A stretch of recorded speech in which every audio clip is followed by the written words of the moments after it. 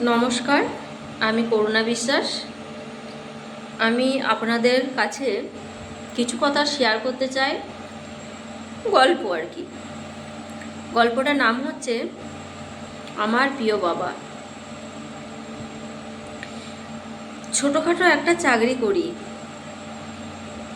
6 মাস আগে বড় মেয়েকে আমি বিয়ে দিয়েছি, ধার ঋণ করে, প্রায় 6 লক্ষ টাকা খরচা করে। একটু আগে মেয়ের বাড়ি থেকে ফোন এসেছে, বলছে বাবা কেমন আছো। আমি বললাম ভালো আছি। মা তুই কেমন আছিস? বাবা বলে আছি ভালো। এইভাবে কেন বলছিস? তোর শ্বশুররা কিছু বলেছে? না বাবা, শ্বশুর কিছু বলেনি, তবে শাশুড়ি মা বলেছে তোমরা যে জিনিসগুলো দিয়েছো নাকি আমাকে, সেই জিনিসগুলো নাকি নিম্নমানের। ও, তাহলে তোর শাশুড়িকে বলিস মা যে বাবা পরে কিনে দেবে। বেশ ঠিক আছে। বাবা তুমি আমাদের পুজোয় জামা কাপড় দেবে না? হ্যাঁ মা, দেবো তো। কেন মা? না, আমার ননদ বলছিল যে জামা কাপড় কিনে দিলে তো পছন্দ হবে না সবার, তা 30-40 হাজার টাকা দিলেই নাকি সবার হয়ে যাবে।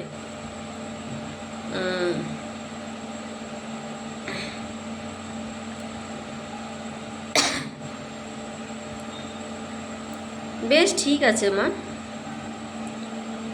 ততক্ষণ আমার বুঝতে বাকি রইল না যে মেয়ের চোখ দিয়ে কত জল এতক্ষণ গড়িয়েছে।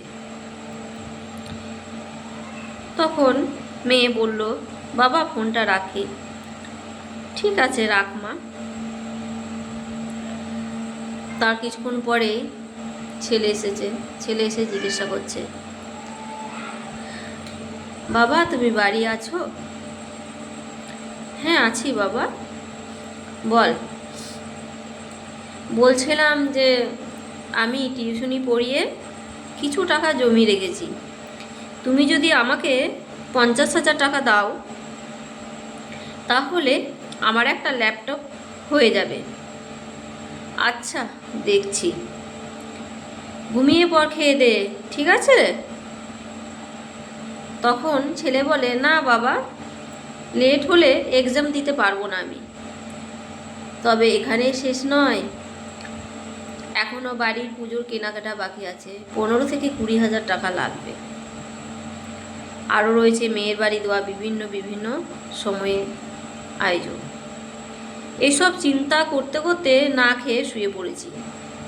অনিতার মা এসে জিজ্ঞাসা করছিল, কিছু না খেয়ে শুয়ে পড়লে যে? আমি বললাম আমার শরীরটা ভালো নেই,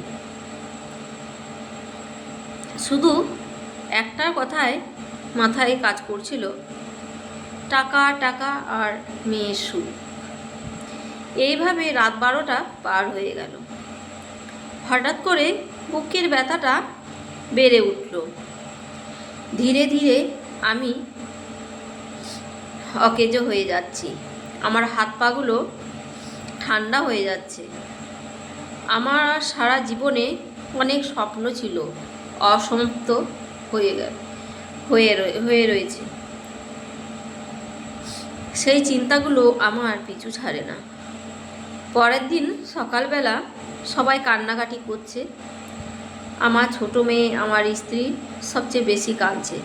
শুনলাম বড় মেয়েও আমার অসুস্থতার কথা শুনে সেও চলে এসেছে ফার্স্ট সকালে।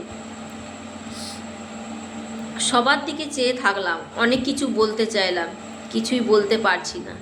ঠিক 2 মিনিট পর সব শেষ হয়ে গেল। এইভাবে হারিয়ে যাচ্ছে আমাদের কত মা বাবা, আর কত ছেলেমেয়েরা তার বাবার আদর স্নেহ থেকে বঞ্চিত হচ্ছে। শত শত ছেলে মেয়েদের, হয়তো অনেকে এখনও জানে না তাদের মা বাবার মৃত্যুর রহস্য।